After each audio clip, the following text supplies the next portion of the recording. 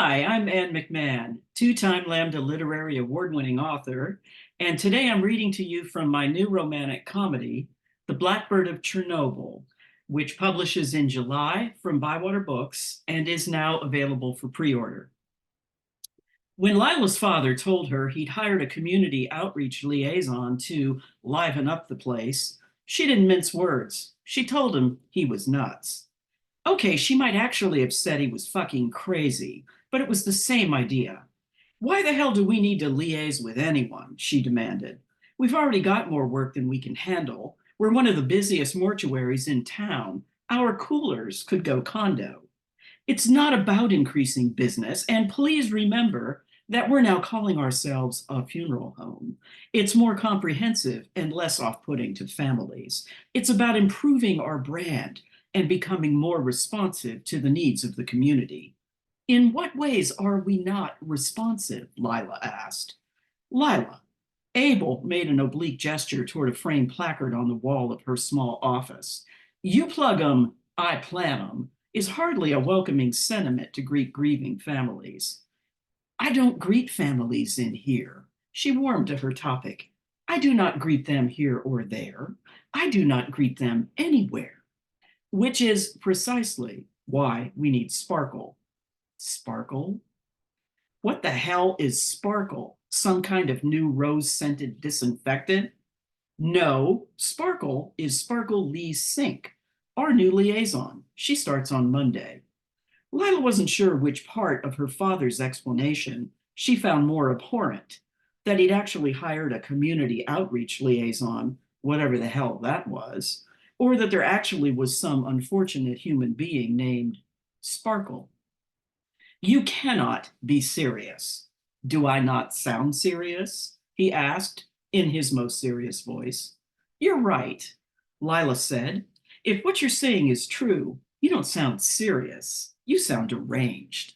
Lila, Dad, look, Christmas is only 12 weeks away. After that, I have one more week before I retire and hand the reins of this business over to you. I want to do everything I can to ensure that it continues to run smoothly and that you are spared from being bogged down in the aspects of daily operations that you've always found to be onerous. Onerous? Lila was impressed by his word choice. Is Mom still forcing you into doing those wordles every day to improve your vocabulary? No, and wordles are only 5 letters. Noted. Why are you being so prickly about this? You'll have next to no involvement with Sparkle. She'll interact primarily with Kay Stover, the service managers, and the guys.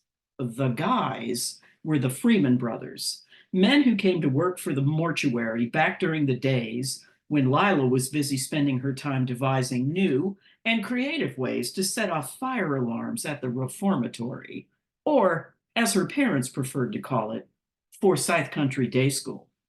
The brothers' given names were Geronimo and Hamlet, but everybody just called them G-String and Hambone. She never asked why. Here at Stoller's, G-String and Hambone took care of just about anything that needed doing.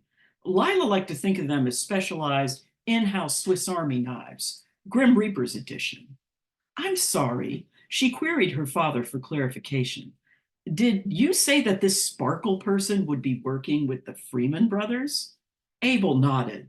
Unless you're ready to set aside your long-seated disdain for other human life forms and begin participating in public relations activities. I'd sooner lace my cold brew with strychnine. I thought as much. Lila wasn't going to win this argument, and she knew it.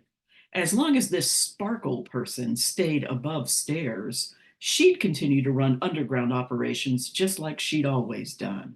And since her father had already determined to stay involved as director emeritus for the next year, he could be the one to integrate his plucky little ambassador into their quirky body shop of negative outcomes. Okay, she said to her father with a smirk. It's your funeral. Thank you very much.